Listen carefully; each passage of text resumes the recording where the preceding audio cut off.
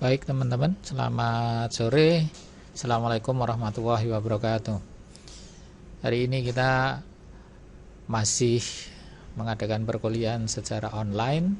Jadi mohon maaf kita tidak bisa atau belum bisa ketemu ya. Semoga panjenengan semua dalam keadaan sehat walafiat saat ini. Materi yang terakhir kemarin kita tatap muka yang langsung sampai ke komponen sistem akuntansi.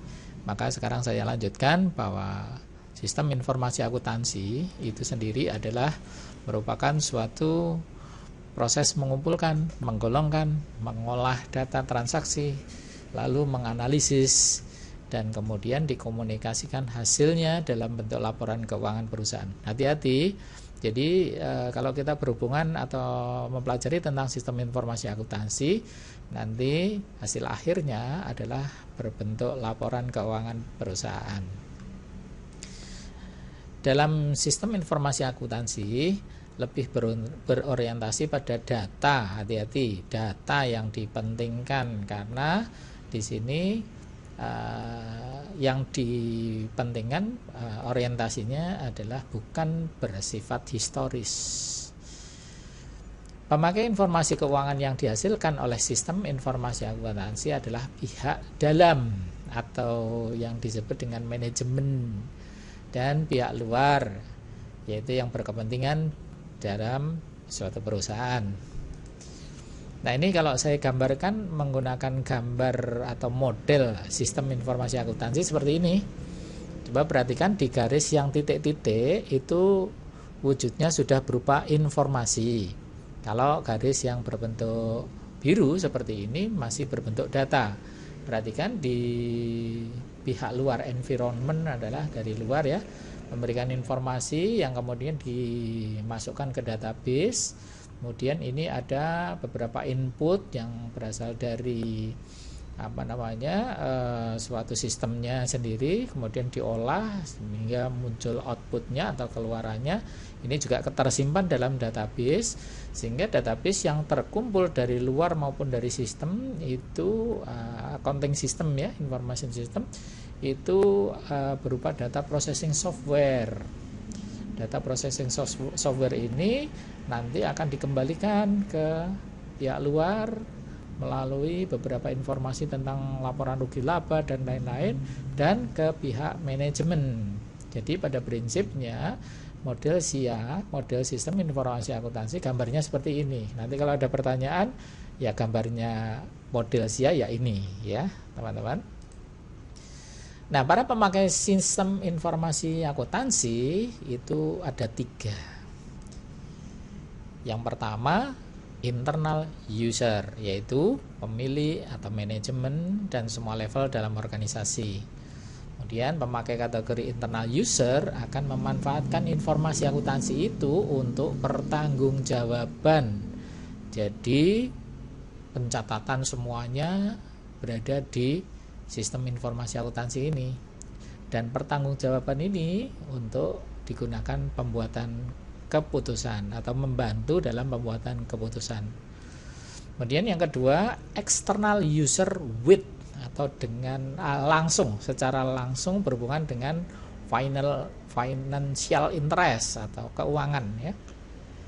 Ya, di sini eksternalnya adalah investor yang memberikan beberapa modal kepada kita, kreditor atau investor dan kreditor potensial, menggunakan informasi akuntansi untuk menilai. Jadi fungsinya daripada hasil dari sistem informasi akuntansi oleh eksternal digunakan untuk menilai prestasi keuangan perusahaan itu, apakah sehat atau tidak, perusahaan itu layak untuk diberi investasi lagi atau bagaimana. Lah ini pihak luar sangat membutuhkan informasi-informasi yang berasal dari sistem informasi akuntansi. Dan di sini pihak eksternal akan membuat keputusan mau invest lagi atau mau mengambil. Nah, kemudian yang ketiga adalah external user with indirect atau tidak langsung berhubungan dengan keuangan, yaitu berhubungan dengan agen pemerintah, organisasi buruh, Kalau organisasi buruh jelas hubungannya dengan entah itu kesejahteraan buruh dan lain-lain, perencanaan ekonomi, konsultan, pelanggan, dan masyarakat. Hasil dari sistem informasi akuntansi tadi digunakan untuk menilai pertanggungjawaban entitas bisnis terhadap lingkungannya. Apakah perusahaan yang menggunakan sistem informasi akuntansi itu butuh memberikan pertanggungjawaban kepada lingkungannya atau tidak, atau biasa orang sebut ada istilahnya adalah CSR ya. Jadi CSR itu adalah kewajiban dari suatu perusahaan untuk memberikan bantuan kepada lingkungannya, intinya begitu. Kemudian kalau sistem informasi keuangan, nah ini adalah sistem informasi yang memberikan informasi kepada orang atau sekelompok baik di dalam perusahaan maupun di luar perusahaan mengenai masalah keuangan perusahaan. Jadi ini lebih spesifik, lebih lingkupnya lebih kecil. Dan di sini sistemnya ini adalah menyediakan informasi yang mencakup semua transaksi keuangan dan kontrol terhadap sumber daya keuangan. Nah, ini kebanyakan adalah berhubungan dengan kegiatan harian yang dicatat ya. Informasinya disajikan dalam bentuk laporan periodik. Maksudnya periodik adalah harian atau bulanan atau biasanya ada laporan khusus. Dan biasanya ada saran kalau mamanya terjadi sesuatu pada periode tertentu kurang sesuai dengan keinginan manajemen, maka ada saran yang perlu diberikan supaya bisa lebih baik lagi. Kemudian data keuangan berasal dari sumber internal dan eksternal ya. Data keuangannya berasal dari internal maupun eksternal. Nah, kalau model sistem informasi keuangan tadi seperti ini gambarnya. Jadi yang berwarna biru, garis yang berwarna biru ini adalah berupa data. Tapi yang berwarna merah itu adalah berupa informasi. Data itu adalah masih berupa mentah ya, belum diolah. Jadi data-data dimasukkan ke database, di-input, kemudian dari database diolah, keluarlah output dan digunakan oleh pemakai. Jadi ini sudah berupa informasi yang berwarna merah ya.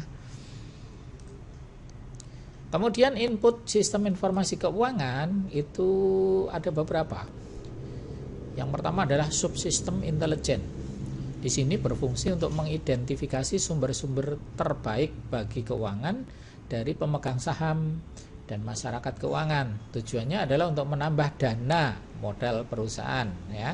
Jadi ini di sini untuk mengidentifikasi. Nah, mengidentifikasi itu mencari informasi yang terbaik ya, sumber-sumber terbaik untuk apa?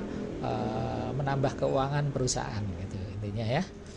Kemudian subsistem audit berfungsi untuk memeriksa atau melakukan auditing, analisis terhadap catatan keuangan yang ada dalam perusahaan untuk menguji kebenarannya, apakah pengelolaan keuangannya sudah benar atau operasionalnya sudah benar, akan kelihatan di sini ya. Kalau mamanya sudah benar berarti diharapkan model yang digunakan lebih dapat menghasilkan gitu ya. Kemudian subsistem informasi akuntansi berupa sistem informasi akuntansi yaitu keuangan perusahaan. Nah, kalau tadi berupa input, sekarang outputnya. Output sistem informasi keuangan adalah bisa dijadikan sebagai subsistem peramalan atau perencanaan. Berfungsi untuk melakukan evaluasi terhadap kinerja keuangan, proyeksi dalam bisnis, juga untuk menganalisis atau mencari alternatif lain dalam pendanaannya. Yaitu bisa cara peramalannya atau perencanaannya bisa menggunakan teknik kuantitatif ya, melibatkan perhitungan model matematika misalnya dengan regresi. Regresi itu kan hubungan untuk imbal balik ya. Kalau non kuantitatif yaitu dengan penafsiran yang subjektif. Kalau kuantitatif itu dengan perhitungan angka-angka lah. Kalau kuantitatif tidak. ya, subjektif.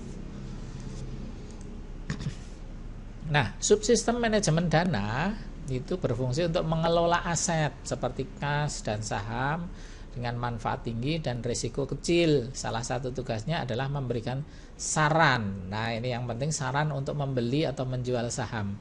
Karena di sini atau yang biasa disebut dengan sumber dananya itu kan, kalau perusahaan-perusahaan yang sudah go public itu memang berasal dari saham. Ya, jadi mengelola asetnya perlu adanya subsistem tersendiri. Memastikan arus masuk pendapatan lebih besar daripada arus keluar biaya. Nah, ini kalau kebalikannya maka akan jadi masalah nanti. Kemudian memastikan kondisi yang stabil sepanjang tahun. Nah, yang berikutnya subsistem pengendalian. Nah, di sini akan melakukan evaluasi atas dampak keuangan terhadap pengeluaran modal. Ya, modal yang digunakan untuk apa? Apakah modal yang dikeluarkan nanti akan mendapatkan hasil yang sesuai? Dampak keuangan ini perlu untuk evaluasi. Dan di subsistem pengendalian ini yang mengevaluasi. Kemudian untuk mengendalikan anggaran operasional selama tahun berjalan untuk memenuhi tujuan operasional perusahaan. Proses penganggaran, laporan anggaran, dan rasio. Nah, yang berikutnya adalah sistem informasi manufaktur. Dalam sistem informasi yang mendukung perencanaan, kontrol, dan penyelesaian masalah yang berhubungan dengan produk jasa yang dihasilkan oleh perusahaan. Masih ingat kan, sistem informasi manufaktur adalah mengolah bahan mentah menjadi bahan jadi. Jadi di sini kelihatan bahwa kontrolnya, penyelesaian masalah yang berhubungan dengan produk baik jasa maupun barang yang dihasilkan oleh perusahaan sangat diperlukan menggunakan sistem informasi manufaktur. Saya kira itu dulu ya materi kali ini. Semoga apa yang saya sampaikan dapat bermanfaat bagi Anda semuanya.